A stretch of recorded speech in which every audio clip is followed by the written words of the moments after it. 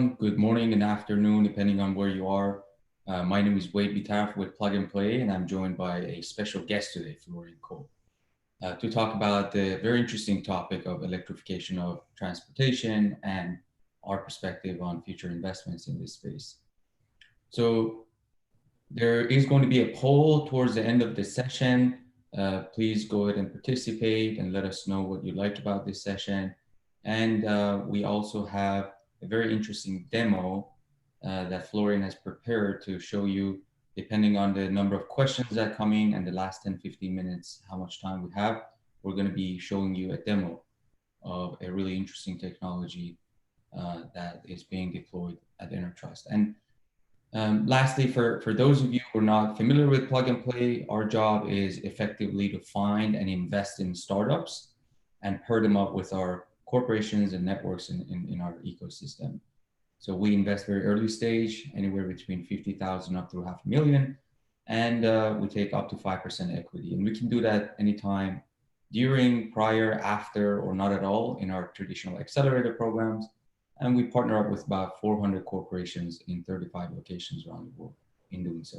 And I lead our energy division, working mostly with electric utilities, oil and gas companies, and that industry value chain. And we have other sectors like mobility, real estate, construction, IoT, finance, insurance, materials, etc. So without further ado, today's session is for us to get to know our special guest, Florian, a little bit about himself, his path to Silicon Valley, his journey with Intertrust, and hopefully get some insights on some of the key challenges that the industry is facing and some tips and tricks for entrepreneurs who are tackling some of the most disruptive challenges that we're facing these days. So, hello, Florian. Yes, hello, good morning, everyone. So I hope everyone is safe and well. I mean, these are interesting times. We are doing events like this, talking to cameras and screens, and we don't have the opportunity to interact in person, which of course is a pity. And I'm a very big fan of what Plug and Play and Wade and Saeed is doing. I think it's a great contribution to innovation and also to innovation in energy. So yeah, I have a pretty deep energy background. So I spent like 15 years in the European utility industry working in different roles. And actually the last 5 years, before I joined Intertrust, I was leading the strategic investment and innovation efforts for a big European utility, first called RWE, then Energy, which is now E.ON. And one of my activities during that time circled around data-driven energy and how utility companies and the energy industry could make more use of data and solve some of the upcoming problem of the energy transition, which now has morphed into a transportation transition and transition of everything, so to say, in energy land, to solve some of these challenges and problems. And on the other side, the entrepreneurs amongst us know that when there are challenges and problems, there are also opportunities for new companies or established companies to provide technologies, to provide products, to provide solutions that can help industries to overcome these challenges and manage the transformation. Intertrust, that's the company I'm currently working for. I'm the Chief Commercial Officer and General Manager Energy, is a company that is very much focused on doing this. So I think people call us like a scale up. So I think we have left the startup stage some time ago. Nevertheless, we have always activities that are startup-like, and I will maybe have later the opportunity to introduce you briefly to one. And I led a strategic investment of RWE into Intertrust together with other investors. So today we have a portfolio of strategics from the energy vertical. Origin Energy from Australia is number one. E.ON from Europe is number two. We have shareholders from the media and entertainment industry because we also have a media and entertainment vertical, which are Sony and Panasonic. And then we have one investor from the healthcare space, which is Philips. And then we also have a venture investor, which is a big Silicon Valley, Japan-based venture fund called World Innovation Lab. So I think quite an interesting mix. And so that's us. And I've been focusing since the beginning of the year when I joined Intertrust on expanding our activities in the energy vertical, not only, but also in others, but that's a strong focus of myself because of my background, and electric vehicles and, you know, what's going on in the electrification of transportation space is a very hot topic we want to talk about today. Absolutely, Florian. Yeah, definitely. To your point, strange times for sure, but you know, your deep background in the energy space is quite interesting, especially, you know, as we know, the transportation accounts for nearly 70% of the US oil consumption and 28% of the country's greenhouse gas emission. But you also touched on a very interesting point. I mean, we just passed 15.5 million confirmed COVID cases today, and the current pandemic showed the dependence of the US on the global oil markets, despite being a net exporter of oil. So, and also interesting that, you know, in the year 2040, more than 30% of the passenger vehicles on the road worldwide will be electric. So these are some of the projections that have been done by different research firms. And I wanted to kind of hear it from your perspective. I mean, the overview of Intertrust was great, but I'm curious to start with better painting the broader picture. When the companies like Eon and Origins of the world come to you, what is the problem that they have, and how do you at Intertrust plan to solve those problems for them? Yeah, I think, you know, these companies, but also I think the whole electrical energy industry, and we just discussed it in the prep meeting, also like, you know, supply chains in many different other verticals, typically have the problem that they have like a legacy IT infrastructure. And I mean, what Intertrust is doing is to create virtual data landscapes. So what does that mean? That means that you can access, manage, and share data in a highly secure, highly trusted, and very easy and very cost-efficient way. So what we in our technologies do is make the data or enable the data to flow very secure, very trusted, and very seamlessly within organizations and between organizations. So that's like the abstraction of our products and solutions. And now, if you look to especially larger companies, so companies that have, you know, like 2,000 employees and more, in the past, you know, they acquired data assets via, you know, the internal systems that they have for customer management or administration or from technical assets. And there was not so much the need to share data internally and externally. And because of all these changes, and in energy especially, transition from a central system of energy to a decentral system of energy, all of this is changing. So there needs to be much more information and data exchange across boundaries and also within organization to solve planning issues, to solve day-to-day operational issues. And typically that's a problem and that's a challenge for these organizations because that's something that is new. And that's also why, let's say, innovation kicks in, because it's a very new challenge. And also, if you look on the technology side, then you know, there are like commoditized approaches like a data center or a data warehouse or data infrastructure as a service. And that's all great. I mean, you know, the path that and the opportunities that the cloud and web services have provided to businesses is fantastic. But that's not where it stops. So it will go on and on and on. And there is innovation to do more and more and more with data and with information to extract, you know, information for decision making or for customer management, so whatever. And that's what these companies are looking for. So I mean, typically they have like an abstract challenge and an abstract problem. And you know, that's why they come to Plug and Play and to Silicon Valley, and that's why they talk to startups. they want to operationalize that. So they look for a certain area where they say, okay, we have this abstract problem and challenge, and we need to do something. But now, how can we make it concrete? So where is a very concrete business problem where we can apply technology that's coming from a startup or a scale up or even from a large vendor? I mean, they also do a lot of in innovation space.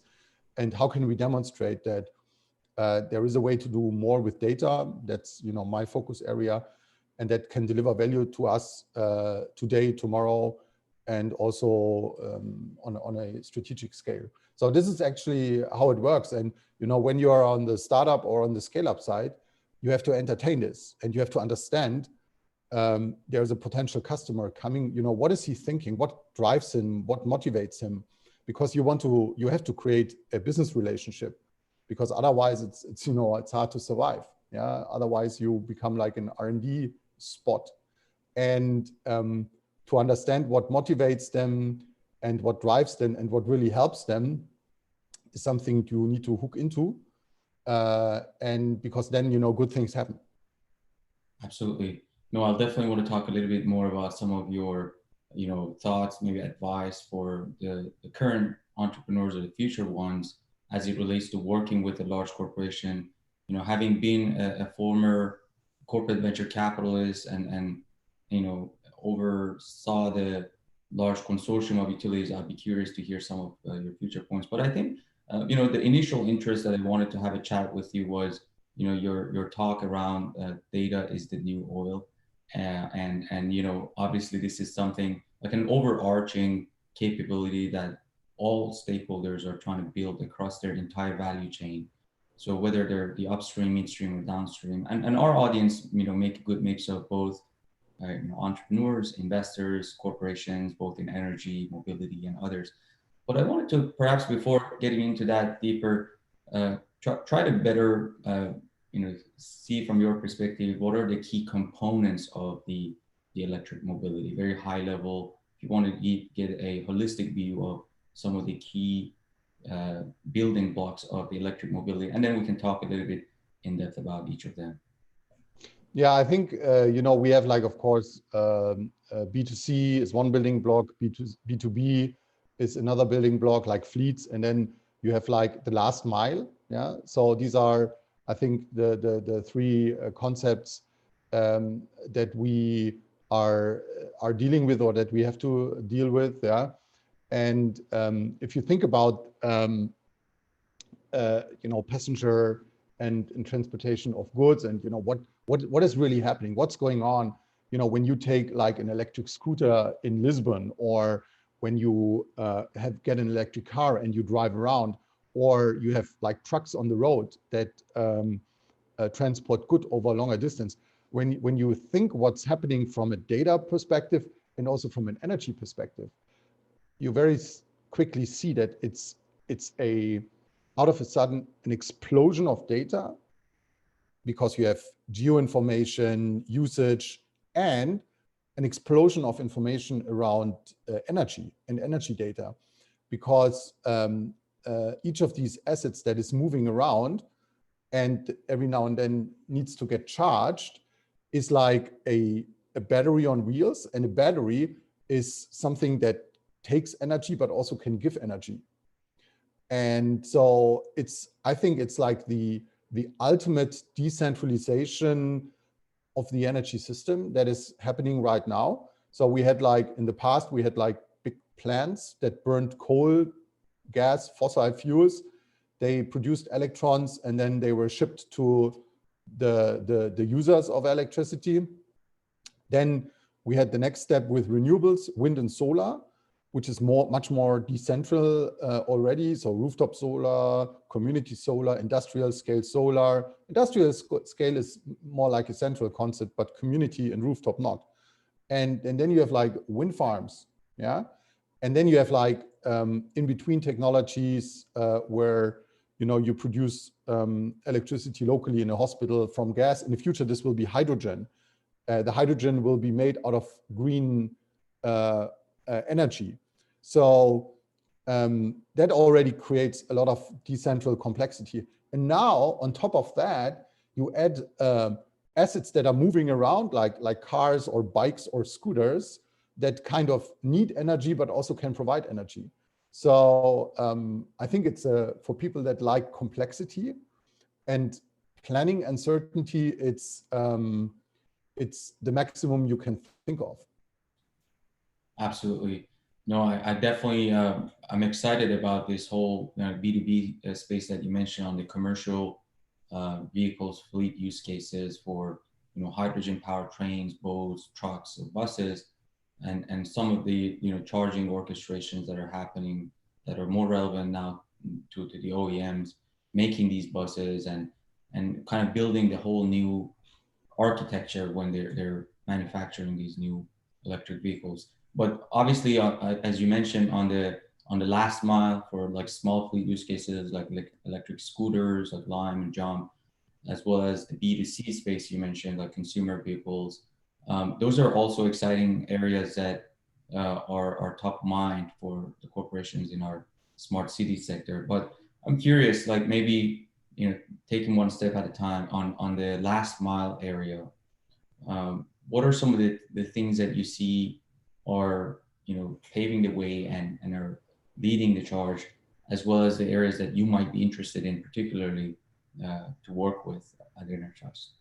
Yeah, I think what you saw over the last few years is that also from an where does the money go to perspective, the first step was to develop machines like scooters that can facilitate to bridge distances from A to B, and so the battery technology and all of that had to be there. Then the business models were created. The companies started like app-based things where I have a seamless experience of renting something like a scooter and then doing and paying and all of that. I think that's like a pretty occupied space, and I think we saw already some consolidation there.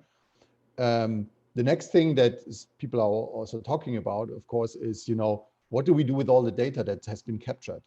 Because especially in Europe, people are very conservative around privacy issues and usage of personal data, and you can read articles that this whole scooter thing is only to capture data of users, because if I use a service, I have the app on my smartphone, the smartphone tracks what I'm doing, the scooter is moving around, so you can profile people at a very fine grain level. That may be true, but the question is, so what do we do with this data respecting privacy laws? Can we make use out of it? And I think that's like, that's in this space, the next question mark also for entrepreneurs, for startups, and also for the existing players in the market, because I think, under privacy laws, you can't just sell this data to anyone who is willing to give you a good price for it. That's not possible. So, next to let's say the more analog transportation business, is there a value pool that these companies can tap into, or other companies can tap into, that is primarily based on usage patterns of customers, like social media, but with a physical twin, so to say, in cities or wherever these means of transportations are being used. I think with cars, it's you have the same, but with cars, there's one additional dimension, and that is charging is very relevant. And where batteries are today, you still you need to charge when you have like an average commute. Hopefully we will all have a commute soon again. Yeah, I think people really are looking forward to commute again. Then you need to charge on a regular basis. And then the question is, how do we get the electrons to places where people have to or want to charge their cars? And that is a huge problem space, and that should be, I think, a huge area of focus for startups and also investors, because all the research shows that when you have like higher level of electric vehicle penetration, this will require coordinated charging in transmission and distribution grids to ensure the reliability of and efficiency of the energy system. And Stanford has a ton of research that proves that, and also many other research institutions. Yeah, and there are many different solutions that are currently being developed that try to ensure and solve this problem. And we don't know today, which one will win at the end, but that's the opportunity. Yeah. So how can we, balance supply and demand, especially in the car segment? Absolutely. No, that's a very interesting point. I mean, the grid infrastructure and its ability to handle this, huge projections for the penetration of EVs is a topic. But then and the topic of how do we use data to manage that grid infrastructure and orchestrate it, I think is also really interesting, which is, I think, an area that you're in the thick of at InnerTrust. And perhaps the demo that you could share with us later today can kind of demonstrate what has been done in order to do so. And then this whole area of automated supply chain is something that we talked about briefly, that is top of mind for a lot of our corporations across various sectors, not just the transportation, but also energy and demand forecasting and last mile are all areas of interest. So yeah, I'm curious when it comes to the commercial vehicles like Volkswagen and Teslas of the world, and the challenges that they've seen in the short term because of pandemic, the drop in the purchase of EVs. But we know that in the next 4 or 5 years, it's going to come back up, and more and more car companies will come in and try to build these smart moving infrastructures that are almost like a cloud streaming, move it portable center. How do they go about managing it, and what are some of the key challenges they face as it relates to data flow there? Yeah, so I mean, I think you have like two trends, and they are in a different stage of the life cycle. So you have electric, and then you have autonomous. And autonomous is still needs a little bit of more time. The question is, how much more time does it need? Yeah. So I'm not going to talk about that. I'm focusing on electric. On the challenge also from a data perspective, for the car companies, and we work with some of the largest car companies in the world on these data problems, is that they acquire a lot of data from the field. That's how they call it. So every car that is owned by someone sends information back to the car cloud, and the car companies, they use this data for internal improvement, understanding especially what's going on within the battery, because all these batteries are relatively new, and it's not like we have like 20 years of experience with a large volume of electric cars. So that's a very strong focus area. Of course, also, what does the driver do? What music do people listen to? So this whole entertainment and drive behavior element, I'm not focusing on this at the moment. So if we look to the battery, then the issue is that the car companies, and I mean, Tesla assembles batteries, but they are not actually the battery manufacturer. So it's funny that you asked, because just like 2 weeks ago, we had a conversation with the largest battery company globally, and they don't have access to the field data from the cars that the OEM has. And I mean, they have a very good business relationship, because the OEMs buy batteries from these guys, but the OEMs wouldn't give them the data. So we said, well, that's not a surprise because of legal constraints, regulatory constraints, and also trust constraints. So now the problem is, do we get an information exchange? Not call it a data exchange, but an information exchange between the car guys and the battery guys, so that it is a win-win situation, so that there's something in for it for the battery guys, but also for the car guys. And what's what's the area of improvement is all reliability of the batteries, degradation, usability, where the car guys ask for warranties from the battery guys, and the battery guy says, yeah, we try to figure out what warranty we can give you. But if we don't really understand how the batteries develop in the cars when they are used, it's very hard to land exactly on a warranty point that's also good for the battery guys. So this is like a perfect example where cross-company interaction needs to be enhanced for the benefit of everyone, because it's good for the car companies if the batteries get better, it's good for the battery company, it's good for the customer, and it's also good for the environment, because when we have better batteries, we need less replacement, and until there are some environmental impacts from battery production, that should be like a goal to minimize the amount of batteries that are needed in I'm talking about like the next 20 or 30 years. God knows, what cars will we have in 20 to 30 years, nobody knows, but for this planning horizon, we should try to reduce the number. And that's a data problem.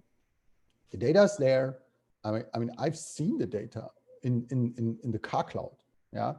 And then, of course, the next dimension is, so if we have bottlenecks because of EV charging in the grids, how can we connect the grid cloud with all the grid data to the car cloud with all the car data? Because for the grid, it's very interesting to understand, what are these cars doing? Where are they moving along? Are they charging? Are they not charging? And because that gives valuable information input for people that think about grid planning. Where should we need to expand? Where are the future hotspots for charging?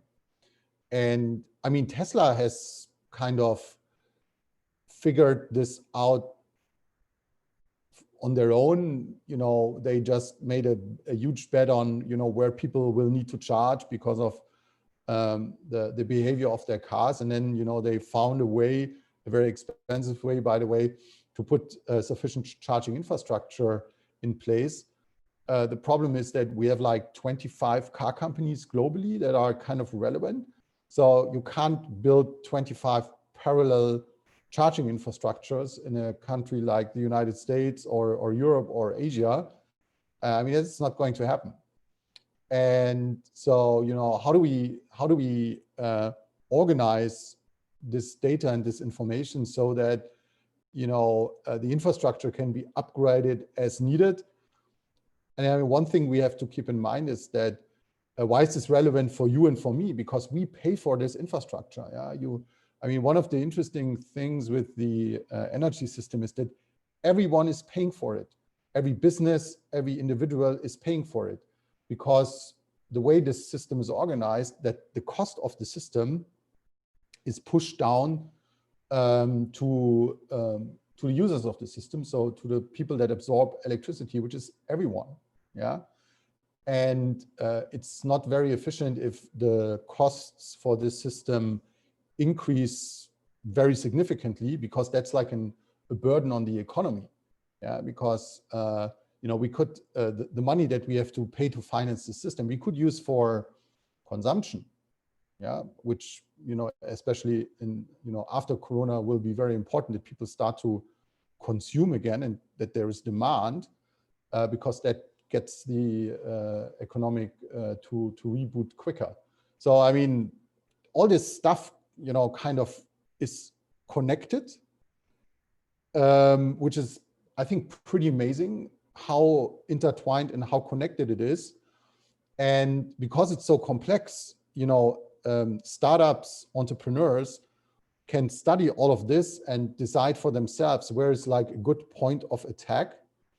And I personally believe that software and technology will deliver most of the solutions for some of these challenges. I think it will be to a lesser extent driven by hardware. I mean, you need a lot of hardware for all these things. Yeah. I mean, the ultimate example is Tesla. I mean, people debate whether it's software or hardware. I mean, there's kind of both. Yeah. but especially for people that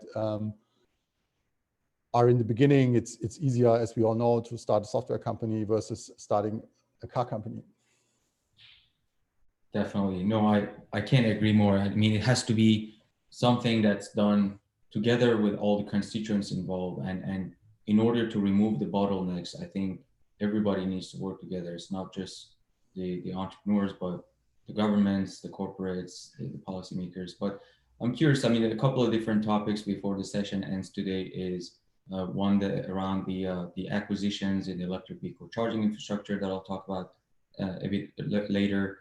And then the notion of the B2B space, the commercial vehicles that are now being hydrogen powered and electrified.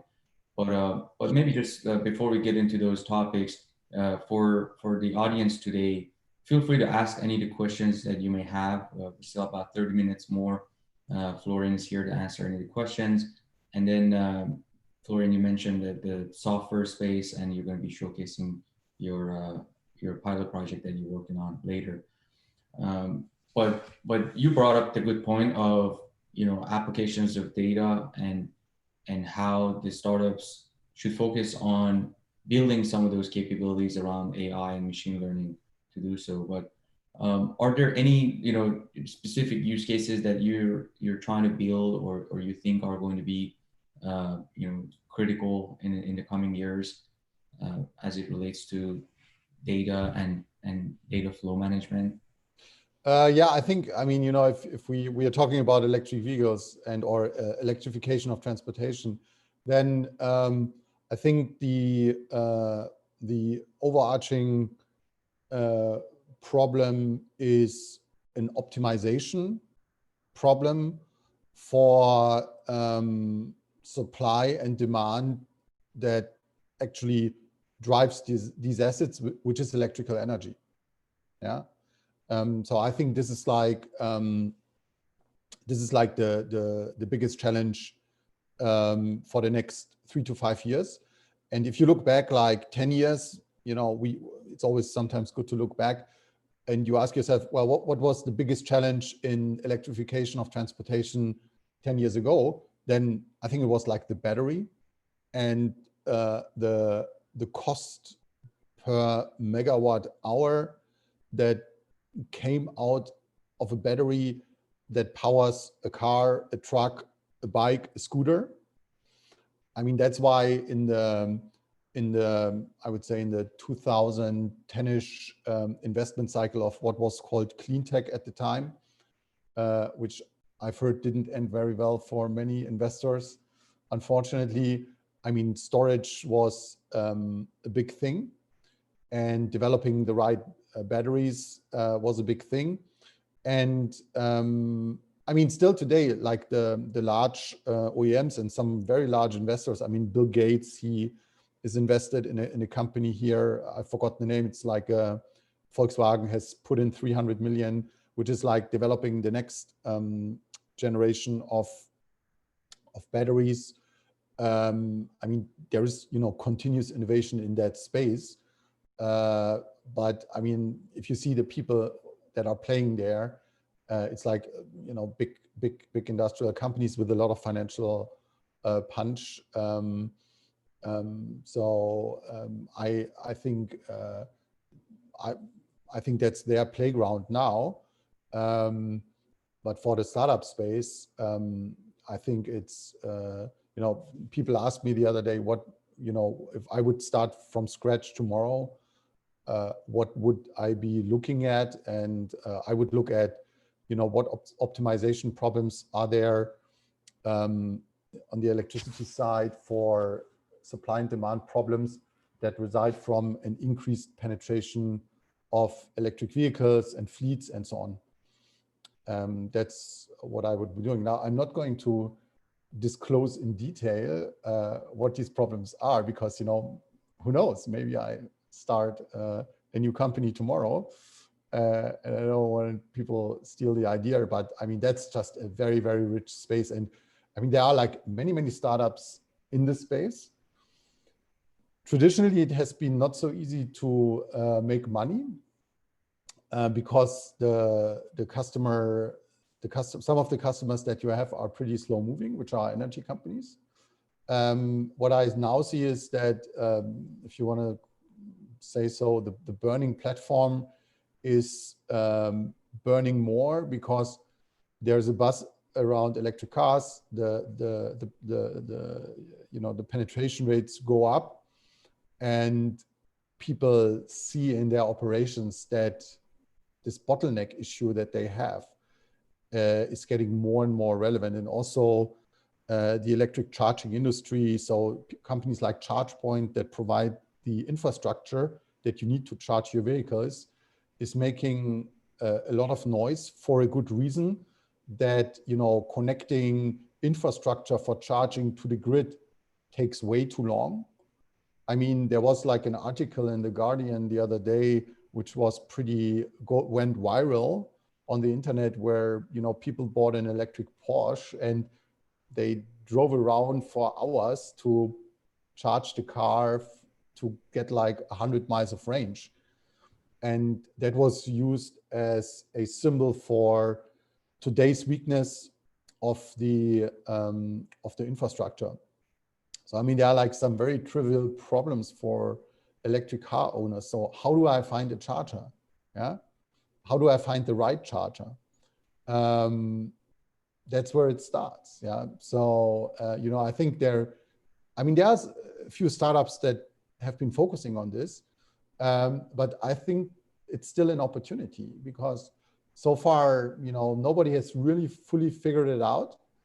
And sometimes it's good not to be the first with the idea, but, to be like a follower and take what people have already worked on and just improve it and create success. Terrific. No, that you brought up a few different great points, and please make sure to come to Plug and Play whenever you decide to venture out and build your own startup. But yeah, I mean, there's certainly, I mean, the whole swath of innovation that's happening around batteries continuously, and throughout this whole life cycle, whether it's like its core hardware, material science startups, or all the way through like the manufacturing of it and the consumer side of it, even post-consumer side, and the whole kind of afterlife technologies there. But yeah, I mean, the need for these energy companies to continuously deliver energy in a predictable and balanced way is very interesting, and we definitely think EVs play an interesting role in the future. But we've got some questions coming in before we talk about the commercial vehicles and fleet use cases there. We have Cameron. Hey, Cameron. So his question is around how do you convince large corporates to trust smaller companies like Intertrust or other startups on their data infrastructure? So something that you touched on, but maybe you can enhance on. That would be helpful, because we have other corporate venture capitalists here in the room as well. Yeah, I think first of all, you need to have something that is attractive enough that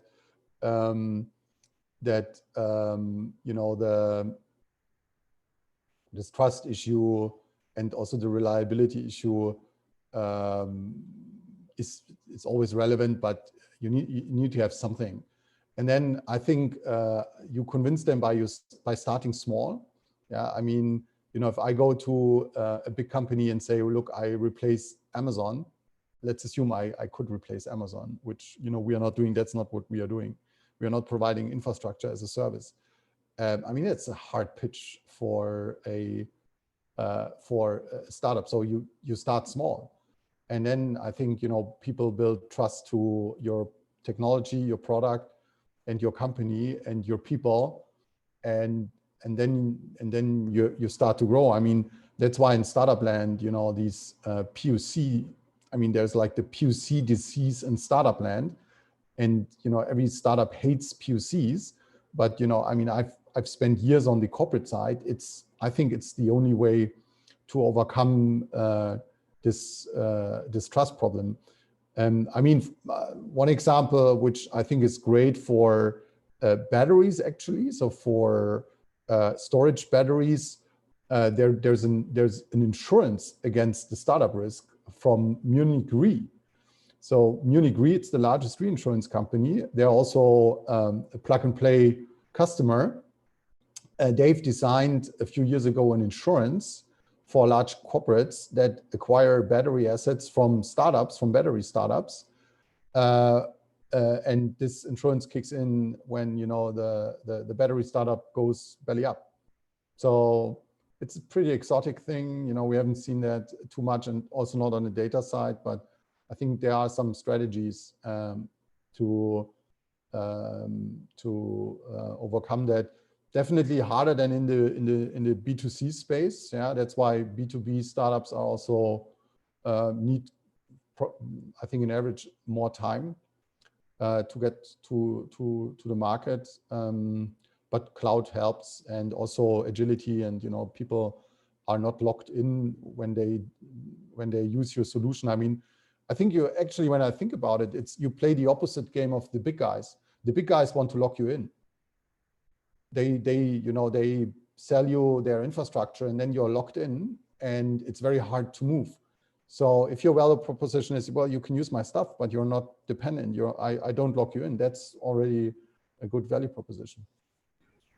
Absolutely. That's the key consideration, to find a partner that allows your, you know, venture grade growth, and not really, you know, box you based on their strategic goals. But really interesting points. And before shifting gears to like the commercial vehicle space, about, you know, hydrogen powered areas, you know, we just a couple of days ago heard the announcement of the acquisition of EIQ Mobility by Nextera, which is really exciting. I mean, from our point of view, it's a data acquisition. They want to better understand how to manage the fleet of electric vehicles, how they behave.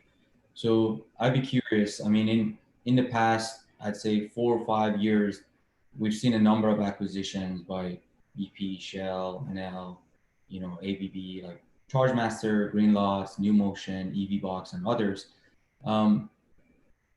What do you see like the next, you know, acquisitions look like in the electric vehicle charging infrastructure in the next 3 to 5 years, if you would? Yeah. I mean, actually, I have to mention another one that comes to my mind. So we had a free electrons alumni company, Kisensum, which was acquired by ChargePoint, which was actually deploying technology for managing fleet charging better. So that's another example, which is, I think, very much in the heart of EV charging infrastructure. And if you see, you know, what I understand from the focus that ChargePoint has, it's also very much on commercial and fleet charging. Yeah, because actually, you know, this is where I think there's a lot of growth now, which is also driven by the fact that, you know, company want to become more CO2 neutral or CO2 friendly. And, you know, I mean, now I think Corona delays this movement a bit, but you know, if you listen to the speech from Ursula von der Leyen, the commissioner of the European Commission, she's the president of the Commission. I mean, it was like in January this year. I mean, it was this European Green Deal. It was, I mean, and then, you know, the Corona kicked in, and then, you know, well, nobody remembers the Green Deal today. I think it will come back, no doubt about it. But so there's like this global movement, which, you know, I think very quickly trickles down to, you know, you have a company, you have a CEO, he says, oh, how many cars do we operate? 3,000. So how much CO2 is that? Oh, that's so much CO2. How do we get rid of the CO2? Yeah, we have to electrify the fleet. Okay, go and do it. The guy who's responsible for the fleet gets the mandate to electrify the fleet. I mean, that's how these things are connected. And now on the other side, you have like Nextera, who operates a grid infrastructure, says, oh my God, we don't know anything about electric fleets and their needs. And, you know, when do they, I mean, we have an idea when they want to charge, but where do they want to charge? Is it here or there, or is it at the workshop? Or so how do we organize ourselves around the needs, the charging needs of these customers. And what we have to keep in mind that behind these infrastructure companies, you have regulators, you have the government. I mean, they give them guidance, they give them economic incentive structures, what to do with this electrical infrastructure. And of course, they want to be prepared for these discussions because these are also commercial discussions. So it's all very connected. And I think that what we will see on the M&A side, and that was your question, is that more and more of these large companies will discover very quickly that they have a deficit on the insights side, on the capability side, and also on the data side. And it's like a strategic gap. And what big companies like to do is to use M&A to close these strategic gaps, because time to market is quicker, or time to talent is quicker if it's like kind of an acqui-hire. I mean, it's also what big companies are doing.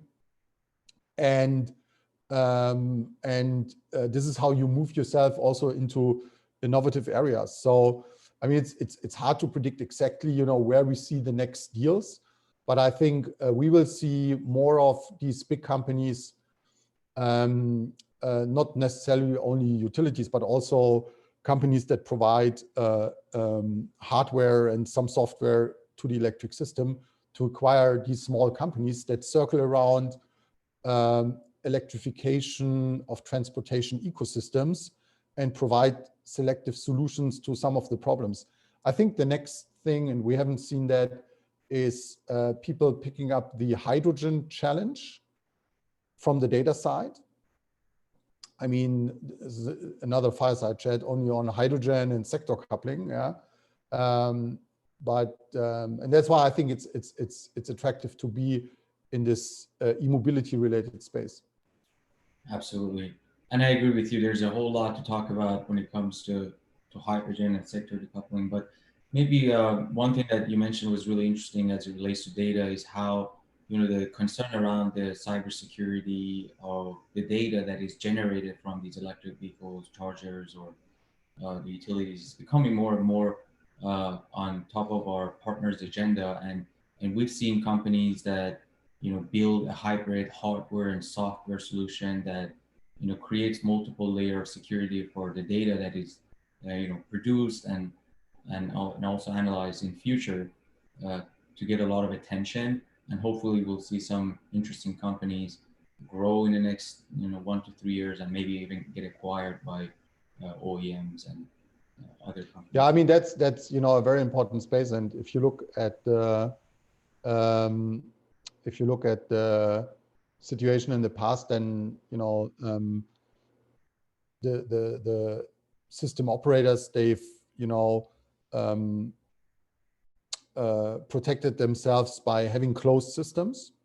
So, for example, the data communication in an electric grid runs via proprietary fiber communication, where, you know, nobody can really enter. So to make it safe against hacking and things like that. And I think, I mean, you know, they will retain to use that, but when you have more edge devices, you know, things open up, and also the probability for attacks and the threat scenarios increase, and you need proper protection for that. By the way, it's also something Intertrust is doing. So we have like tamper resisting technologies and very secure key infrastructures that are being used by people to secure data and identity of devices and things like that. Yeah, but yeah, that's a very fascinating space, and I think it's also an interesting space for startups, because I think the entrance barrier is relatively low, because if you have like very good expertise and know-how, you can start and get going relatively quickly if you have some, you know, proprietary technologies or at least ideas. So that's also a very good space to focus on. And you see, like, I'm following pretty closely what Schneider Electric is doing. I mean, they have acquired like 7 companies, I think, in the last 1.5 years, which are all kind of in this domain of securing data and managing data. Absolutely. No, and I think for the entrepreneurs to unlock the opportunities to its full potential, they certainly need this critical kind of component to create this security layer on top of it and build trust for all parties involved. And so I know, folks, we've only scratched the surface on some of these topics. We've got about 7-8 minutes to the end of it. I know, Florian, you've had some interesting demo to showcase today. Why don't we go ahead and take a quick look at what you're working on, and then kind of wrap it up in the next 5-6 minutes. Sure. Let me just share my screen with you. So we talked a lot about data and data for electrical infrastructure and e-mobility and so on. Can you see the map? Yes. Can you see the cursor? Yes, we see the cursor too. Okay, good. Then because I have like 2 screens here.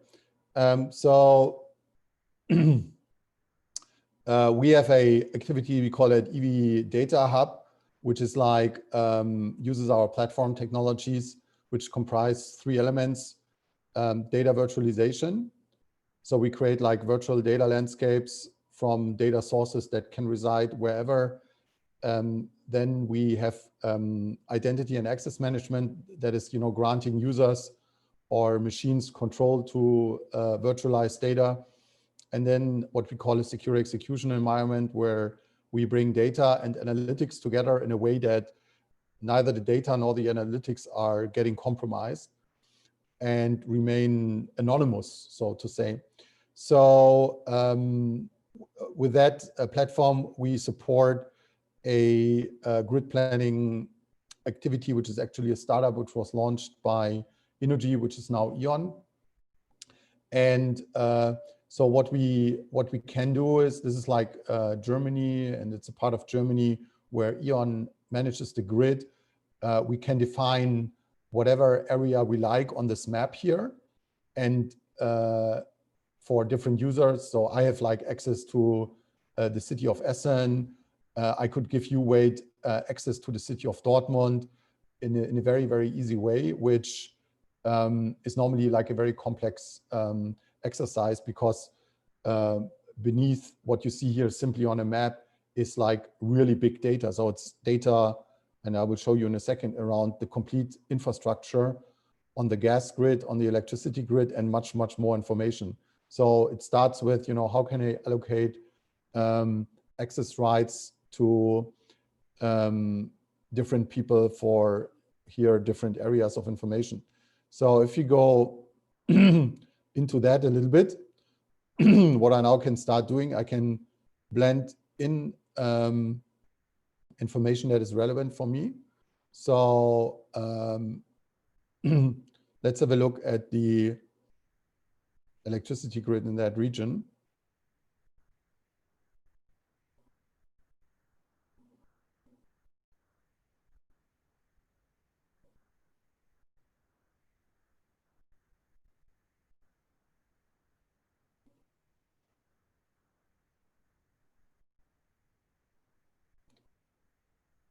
It takes a little bit of time, because this is like virtualized data from source system that are back in Germany. The data is not moved on my machine, yeah. So I can access that from Palo Alto in a secure and trusted way, which is, to be honest, unheard of. So what we see here are like power lines and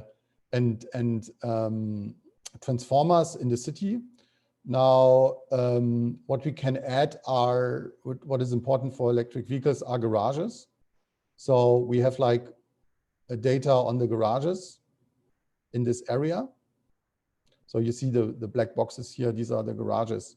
and we have the power line, and we have the power line on a granularity level that gives a planner, you know, a very, very fine-grained view on the situation in a certain neighborhood. Now, what we can also, we can, you know, include many, many different more parameters here. What's interested from electric vehicle perspective is what is the EV mindedness of the people that reside in these homes. So why is this relevant? Because if I want to plan EV infrastructure, I focus on areas where we have a high probability that a person will buy an electric vehicle. So I can choose, you know, to focus only on areas or streets, neighborhoods where the EV mindedness is high. The EV mindedness here is very high because that's a part where a lot of wealthy people live. Yeah. And and that is derived from socio-demographic data that leads to the conclusion that there is a high level of EV mindedness. So then, you know, in the light of time, I can't show you, but what we can do now with this tool that we enable, I can go here and I can say, I want to put a charger in this garage, in this garage, and in this garage. I can click and I can select the type of charger I want to have here. And what I immediately see is if the power line in the street can handle the load from these EV chargers, and also if the transformer station, which is this one, can handle the load if all these people get a charger. And of course, I can tell you what the result is. Neither the power line here nor the transformer here is able to handle the load when all of these guys get a charger. Wow. And this is like, it's a real-time calculation that we do, actually a startup company from Germany, Invelio. They do this calculation real time on the platform here. And then the next step, when we have done this analysis, is how do we overcome this bottleneck? So what do we need to do to make this transformer work for a high penetration of EV charging in the street? So we can click solar. These are houses, so you can add solar here to roofs, and you immediately get the power output of these solar installations. We can add storage batteries like power walls to these garages, yeah, and then we calculate what's the impact for the grid infrastructure here. And you know, it all works like in a very simple, with a simple user interface. It's anyone can do it. Yeah, we don't need like a specialist, an expert to do it. So that's just like one example. If we talk about how to make big data that comes from different companies, from different institutions, bring it together in a trusted and secure way and enable analytics, analysis, planning, in this case for EV infrastructure in a very easy and very cost-efficient way. So that's a short example of what we were talking about. Love it. I like its visualization and more the capabilities it brings for the grid operators to inform their dialogues as they kind of deploy energy. But really, yeah, I mean, just an anecdote. So we showed this to the regulator in California, and they said, "Well, we have never seen something like this." I said, "Well, yeah, that's the issue." And now you have to go to the utilities in California and convince them that, you know, they enable something like this for you, and they don't have to give you the data. Yeah, they don't. That's not needed here, but they need to cooperate with you. Yeah, because if the gates remain shut and there is no working together, then you can't do these type of planning things from a regulator perspective. And the regulator can do that because they can pass a law that enables people to do this if they don't want to cooperate. But I think they will, because it's a no regret move for cities, infrastructure providers to work in this new digital way, because there's nothing for them to lose. They can only win. Yeah, absolutely. No, I know the regulators genuinely want to help with this transformation. I know we've come up on time, Florian. I want to give you a special thanks for being with us today. You're welcome. I want to thank our team. You know, they're going to be showing a poll. Please participate. And if you're not following us on LinkedIn, please make sure to do so. Here's in the chat box.